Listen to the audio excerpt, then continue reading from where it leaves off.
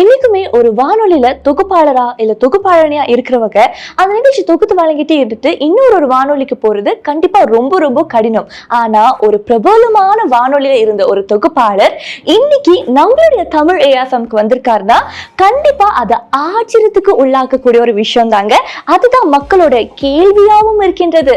அந்த வினாக்கான பதில தான் இன்னைக்கு நம்ம பார்க்க போறோம். வணக்கம் பிரவீன், எப்படி இருக்கீங்க? வணக்கம் நேசி, நல்லா இருக்கேன். எப்படி இருக்கீங்க? தமிழ் ஏஎஃப்எம் என்ன சொல்லுது? தமிழ் ஏஎஃப்எம் வந்துட்டு நம்ம இணைஞ்சு இதோட இந்த 2வது வாரம் பயணம் அப்படியே போயிட்டே இருக்கு. நிறைய பேர் இன்னமும் கேள்வி கேட்டுட்டே இருக்காங்க, எங்க இந்த பக்கம் அப்படின்ற மாதிரி. அதுக்கான பதிலுமே வந்துட்டு ஒரு 2 மாசமா இடத்துலையுமே சொல்லிட்டே தான் இருக்கேன். இப்போ உங்களுக்கு என்ன கேள்வி? என்னோடன்னு சொல்றதை விட அது மக்களோட கேள்விதான். நீங்க எப்போ நேரலை போனாலுமே ஏன் மின்னல் எஃப்எம் விட்டு வந்துட்டீங்க, என்ன ஆச்சு, எங்க உங்க குரல் அப்படின்னு கேக்குறாங்களே, அதுக்கு உங்களுடைய பதில் என்ன? சரிங்க, மின்னல் எஃப்எம்ல பார்த்தீங்கன்னா 2019ஆம் ஆண்டு 8ஆம் மாதம் வேலைக்கு நான் வந்துட்டு இணைஞ்சேன்.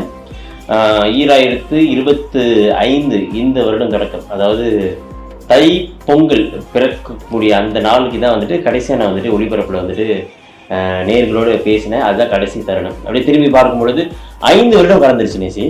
5 வருடம் அப்படின்னு சொல்லும் பொழுது நிறைய அனுபவங்கள், நேர்களோடு பேசக்கூடிய ஒரு விஷயமா இருக்கட்டும், அவங்களுடைய அன்பு அப்படின்றது எல்லையில்லா ஒரு விஷயமா நமக்கு கிடைச்சிச்சு. அது எப்பயுமே வந்துட்டு மனசுல வந்துட்டு நீங்காத ஒரு இடத்தை பிடிச்சிருக்கு அப்படின்னு தான் சொல்லணும். அதே நேரத்தில் சோகமாக இருக்கா கவலையாக இருக்கா அப்படின்லாம் கேட்டால் நிச்சயமா வந்துட்டு சோகம் அப்படின்றது இல்லை, அந்த பாரம் அப்படின்றது இருக்குது. அந்த நினைவுகள் கொடுக்கக்கூடிய பாரங்கள் அப்படின்றது இருக்குது. ஏன் வந்துட்டு ரிசைன் பண்ணிட்டீங்க அப்படின்ற ஒரு கேள்விக்கான பதில் என்னன்னா, என்னுடைய வாழ்க்கையே பார்த்துட்டு ஓடணும் அப்படின்ற ஒரு எண்ணம் மட்டும்தான். ஒரு 40 வயதில் வாழ்க்கையில் வந்துட்டு ஒரு புது முயற்சி எடுக்க முடியுமா, சொந்த காலில் ஊனி நிற்க முடியுமா அப்படின்னு கேட்டால் நிறைய பேர் வந்துட்டு இல்லைங்க வயசாயிருச்சு, பின்னோக்கி செல்றதுக்கான வாய்ப்பு இல்லை, கொஞ்சம் சீக்கிரமாக யோசிச்சிருந்தேன்னா அந்த ரிஸ்கெல்லாம் எடுத்திருப்பேன் அப்படின்ற மாதிரி சொல்லுவாங்க. அதனால் அந்த ஒரு வயசை கடக்கிறதுக்குள்ள எனக்கான ஒரு விஷயம் தேடல் ரொம்ப அதிகமாக இருந்துச்சு. அந்த தேடலுக்கான பதிலாக தான் சொந்த காலில் நடக்கணும், சொந்த இடத்துல இருக்கணும் அப்படின்ற மாதிரி ஒரு பயணம் வந்து ஆரம்பமானுச்சு. தொகுப்பாளரா இருக்கிறது மட்டுமின்றி இன்னும் என்னெல்லாம் நீங்க செய்றீங்க? சரி, நீங்க பார்த்தீங்க அப்படின்னா மின்னலுக்கு வர்றதுக்கு முன்பதாகவே பரவீன், உனக்கான விஷயங்கள், உனக்கான தேடல், உனக்கான வாழ்க்கைக்கான பாதை தான் இதா அப்படின்ற மாதிரி சுற்றி இருக்கக்கூடிய ஆசிரியர்கள், உறவினர்கள், நண்பர்கள் எல்லாருமே கேட்டாங்க. ஏன்னா பின்னணியில் திரும்பி பார்க்கும் பொழுது நம்புறீங்களா அப்படின்னு தெரியல, ஏன்னா எனக்கே நம்புறது கஷ்டமாக தான் இருக்குது. 2013ஆம் ஆண்டு எஸ்பிஐ முடித்த மாணவன் நான். இப்போ நேரத்துக்கு வயசு நீங்கள் கணக்கு பண்ணியிருக்கீங்க. எஸ்பிஎம்மில் என்னோடய எஸ்பிஎம் முடிவு பார்த்தீங்கன்னா 9A+, 2A-. அதனால் அதுக்கு பிறகு வந்துட்டு வெளிநாட்டில் படிக்கக்கூடிய வாய்ப்புகள் இது எல்லாமே வந்தது. ஒரு குடும்ப சூழல் காரணமாக இது எல்லாத்தையுமே வந்துட்டு எடுத்துக்க முடியல, அதில் பயணிக்க முடியல. இருந்தாலுமே பல்கலைக்கழகம், புத்ரா பல்கலைக்கழகத்தில் ஒரு பட்டதாரியை படித்து முடிச்சதுக்கு பிறகு, படித்து முடிக்கிறதுக்கு முன்பதாகவே கிடைத்த ஒரு வேலை வாய்ப்பு தான் மின்னல் எஃப்எம். படித்து முடித்து வாழ்க்கை பற்றி யோசிக்கிறதுக்குள்ள நமக்கு அந்த ஒரு பொறுப்பு, ஒரு சுமை. இந்த வானொலி பயணம் அப்படின்றது ரொம்ப இனிப்பான ஒரு பயணம். ஆனால் கத்தி மேலே நடக்கிற மாதிரியான ஒரு பயணம். ஏன்னா நமக்கு வந்துட்டு சமூக கடப்பாடு வந்துடும். கண்டிப்பாக. அதே நேரத்தில் நேர்களுக்கு எது தேவை அப்படின்ற விஷயங்களை நம்ம பார்த்து செய்யணும். நம்ம வந்துட்டு அரசாங்க வானொலி அப்படின்னு சொல்லும் பொழுது அரசாங்க கொள்கைகளை நம்ம வந்து பின்பற்றணும் அப்படின்ற மாதிரி நிறைய சவால்கள். கொஞ்சம் வயது கிடக்கிறதுக்குள்ள இது எல்லாத்தையுமே அனுபவிச்ச பிறகு நல்ல நினைவுகளோட அடுத்த கட்டத்தை நோக்கி பயணம் செய்யலாம் அப்படின்ற ஒரு எண்ணம். அதே நேரத்தில் வாழ்க்கையில் அடுத்தடுத்து நிறைய விஷயங்கள், நிறைய திட்டங்கள் இருக்குது. நிச்சயமாக இந்த வருடத்தில் நிறைய விஷயங்கள் நம்ம சைட்டில் இந்த பக்கத்தில் இருந்து மக்கள்கிட்ட கொண்டு போய் சேர்க்கணும் அப்படின்ற ஒரு எண்ணம் இருக்குது. ஆனால் கடந்த ஒரு 4 வருடமாக வந்துட்டு காப்புறுதி முனைவராக இருக்கேன். அதே நேரத்தில் நாம் கொண்டு போய் சேர்க்கணும் அப்படின்ற மாதிரி நிறைய விதமான பிஸ்னஸ் அப்படின்னு சொல்லும் பொழுது அதுலேயும் கால் பதிக்கணும் அப்படின்ற எண்ணங்கள்லாம் இருக்குது. அதை குறித்து விரைவில் வந்துட்டு ரொம்ப சந்தோஷமாக சாதிச்ச இடத்துல இருந்து பகிர்ந்துக்கணும் அப்படின்ற ஆசை இருக்கு. அழகு அழகு. கண்டிப்பா அந்த இடத்துக்கு நீங்க போவீங்க. ஆனா எனக்கு இன்னொரு கேள்வி இருக்கு.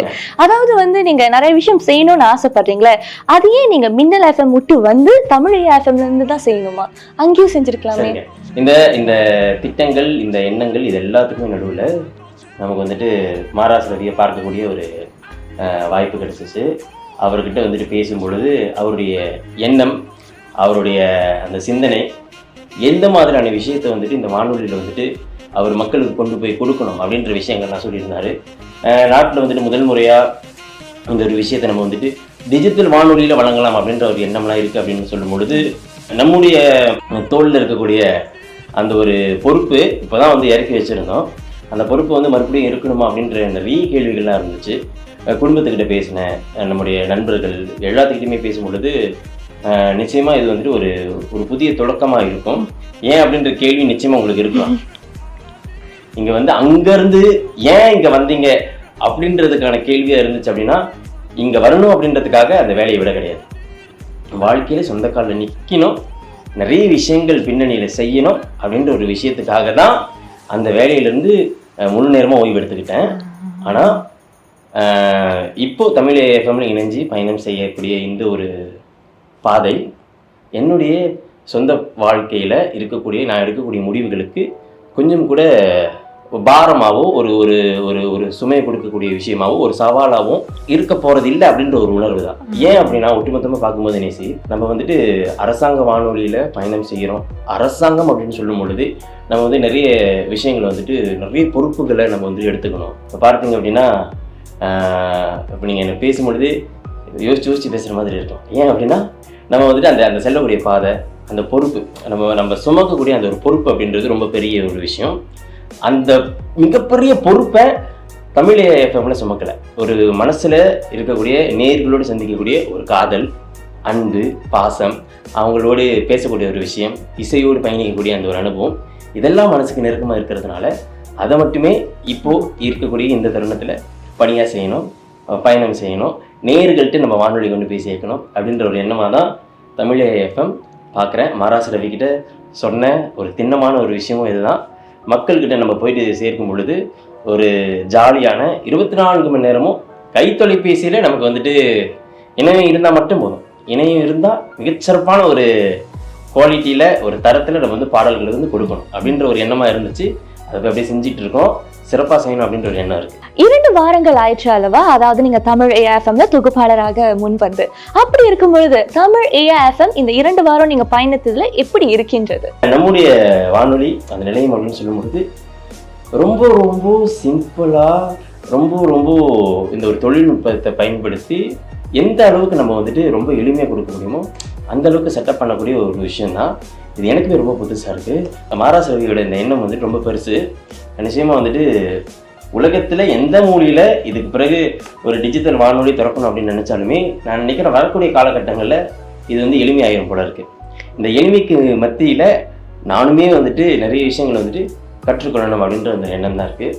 என்னதான் ரொம்ப பெரிய பொறுப்பு அப்படின்ற மாதிரி நீங்களாம் சொல்லியிருந்தாலும், ரொம்ப பெரிய அனுபவம் பெற்றவர் அப்படின்ற மாதிரி நிறைய பேர் பேசியிருந்தாலும் ரொம்ப புதுசாக இருக்குது. நிறைய விஷயங்கள் கற்றுக்கொள்ளணும் அப்படின்ற ஆர்வம் இருக்குது. நேசி, நீங்கள் அறிவிப்பு பண்ணிகிட்ருக்கீங்க தமிழ் எஃப்எம்ல.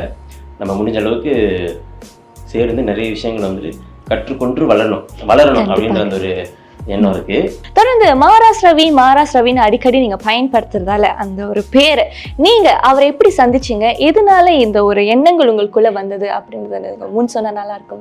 இந்த கலைத்துறைக்கு வந்த நாட்கள்ல இருந்து நம்ம வந்து கலை வட்டார நண்பர்கள், அதில் வந்து யாரெல்லாம் வந்து இதுக்கு முன்பு பயணம் செஞ்சாங்க, இந்த மாதிரி நிறைய பேர் வந்துட்டு நம்ம வந்து சந்திச்சிருக்கோம். அதனால அந்த அந்த வகையில வந்து நமக்கு வந்துட்டு பண்பலையில இணையத்துக்கு முன்பதாகவே அவர் வந்து தெரியும்.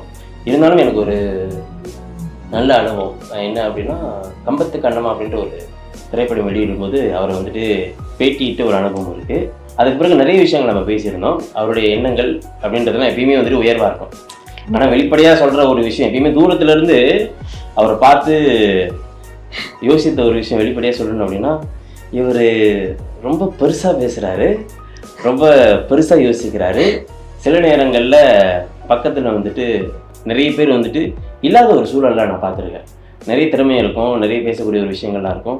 ஆனால் பக்கத்தில் வந்து நிரந்தரமாக யாருமே இல்லையே, என்ன ஒரு விஷயமா இருக்கும் அப்படின்ற மாதிரி நிறைய விஷயங்கள் வந்துட்டு பேச ஆரம்பிச்சிருக்கேன். சில நேரங்களில் அவர்கிட்ட கூட உட்காந்து பேசியிருக்கேன். சொல்லுங்கண்ணே, ஏன் யாரையுமே நீங்கள் நம்ப மாட்டீங்களா, இல்லை யாரும் உங்களை நம்ப மாட்டீங்களா அப்படின்ற மாதிரிலாம் ஒரு உண்மை விஷயத்துக்கு என்ன அப்படின்னா, ஏன் வந்துட்டு ஒரு ஒரு திறமை இருக்கக்கூடிய ஒரு நபர் அவருக்கு பக்கத்தில் இருந்து நம்ம வந்து பக்க பலமாக இருக்கக்கூடாது அப்படின்ற ஒரு எண்ணம் தான். நம்ம சரியாக இருக்கும் பொழுது நான் வந்துட்டு என்னுடைய பாதையிலையும் என்னுடைய முடிவு எடுக்கக்கூடிய விஷயங்களையுமே ரொம்ப தெளிவாக இருக்கேன் அப்படின்றத நான் ரொம்ப உறுதி செய்துக்கிட்டேன். எனக்கு என்ன வேணும், நான் என்ன எதிர்பார்க்குறேன், நான் என்ன எப்படி பிரதிபலிச்சுப்பேன் அப்படின்ற விஷயங்கள் அனைத்தையுமே ரொம்ப தெளிவாக அவர்கிட்ட உரையாடின பிறகுதான் தெரிவித்த பிறகுதான் அவருமே அதுக்கு சம்மதம் தெரிவித்து சரி இப்படி ஓகேங்க அப்படின்ற மாதிரி சொன்ன பிறகுதான் இந்த முடிவுகள்லாம் எடுக்கப்பட்டது. அதனால திறமை கொண்ட ஒரு நபர், அவருக்கு நிறைய எண்ணங்கள் திட்டங்கள் இதெல்லாம் இருக்குது.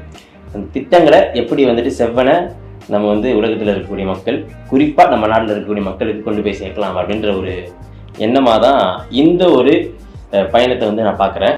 ஆனால் இது நீண்ட நாளைக்கு நிலைக்கணும் அப்படின்றது என்னுடைய எண்ணமா இருக்கு. சரிங்க, இறுதியா நம்மளுடைய தமிழ் AIFM ரசிகர்களுக்கு தமிழ் AIFM தொகுப்பாளரா நீங்க என்ன சொல்ல கடமைப்பட்டீங்க? தமிழ் AIFM பார்த்தீங்கன்னா கேட்க பிடிக்கும் அப்படின்ற மாதிரி ரொம்ப ஜாலியா இருக்கு.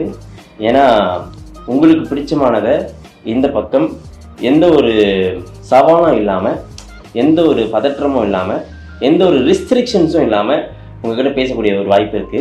இந்த கடந்த காலங்களில் என்னை ரொம்ப ரொம்ப பக்குவப்படுத்திக்கிட்டேன், ரொம்ப பக்குவமாயிட்டணும் அப்படின்ற ஒரு எண்ணம் இருக்கு. ஆனால் தமிழ் AIFM நேயர்கள்ட்ட இந்த பக்குவம் அடைந்த ஒரு பருவினா இல்லாம ஜாலியா ஹலோ ஹாய் அப்படின்ற மாதிரி ரொம்ப சகஜமா பேசக்கூடிய ஒரு அறிவிப்பாளரா, உங்களுக்கு எல்லாத்துக்குமே பிடிச்ச ஒரு அறிவிப்பாளராக ஆகணும் அப்படின்ற ஒரு எண்ணம். இந்த அறிவிப்பு பணி அப்படின்றத இன்னும் அதிகமாக பிடிச்சி தமிழ் AIFMல மேலும் சிறக்க செய்யலாம் அப்படின்ற ஒரு எண்ணம் இருக்கு.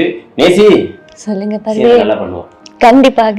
அதே நேரத்தில் தமிழ் AIFMல பார்த்தீங்கன்னா என்ன சிறப்பு அப்படின்னா, நீங்கள் நம்மளுடைய அகப்பக்கத்தில் சென்று பாடல்கள்லாம் கேட்கும்போது மற்ற ஸ்ட்ரீமிங் பிளாட்ஃபார்ம்ஸில் இந்த பாடல்கள்லாம் கேட்கும்போது எந்த தரத்தில் இருக்கோ அதே தரத்தில் இங்கே இலவசமாக பாடல்களை நம்முடைய அகப்பக்கத்தில் கேட்குறோம் அப்படின்ற அந்த ஒரு அனுபவமே ரொம்ப இனிமையான ஒரு அனுபவமாக இருக்குது. நிச்சயமாக நிறைய பேர் வந்துட்டு கேட்குறாங்க தான், பிரவீன் ஏன் வந்தீங்க அப்படின்ற மாதிரி இன்றளவும். அது வந்ததுக்கான காரணம் மறுபடியும் ஒரு முறை சொல்லணும் அப்படின்னா, என்ன நான் மேம்படுத்திக்கணும், எனக்கு அந்த காலத்தை கடக்கிறதுக்குள்ள, அதே நேரத்தில் எனக்கு இசையின் பால் இருக்கக்கூடிய ஆர்வம், வானொலி மேலே இருக்கக்கூடிய அந்த ஒரு காதல் நேசம் அப்படின்றது என்னை மீண்டும் இந்த நிலைக்கு, இந்த நிலையத்துக்கு காலச்சூழல் கொண்டு வந்துருச்சு.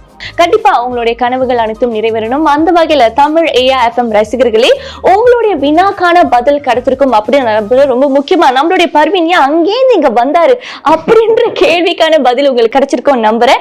யாரெல்லாம் தமிழ் AIFM கேடுதலையோ இப்பவே கேளுங்க. கூகுள், குரோம் இல்ல சஃபாரி இணையத்துக்கு சென்று tamil.AIFM.com அப்படின்னு தந்தீங்கன்னா எங்களுடைய அகப்பக்கம் வந்துடும். 24 மணி நேர இடைவிடாத பாடல்களை நீங்கள் தாராளமாக கேட்டு மகிழலாம். உலகம் எங்கும் உள்ள மக்கள் 5 லட்சத்திற்கும் மேலானோர் இப்போ வந்து எண்ணிக்கை 6 லட்சம் வரப்போகுதுன்னு நினைக்கிறேன். ஆமா.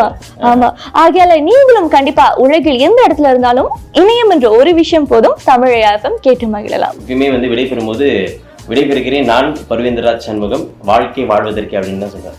அந்த ஒரு வாசகத்தை வாழ்க்கை முழுக்க கொண்டு வரலாம்னு இருக்கேன். நிச்சயமா வாழ்க்கை வந்து வாழ்றதுக்கு தான் சிறப்பானதா வாழ்வோம். ஏன்னா நம்ம வாழ போற வாழ்க்கை ஒரு முறை தான்.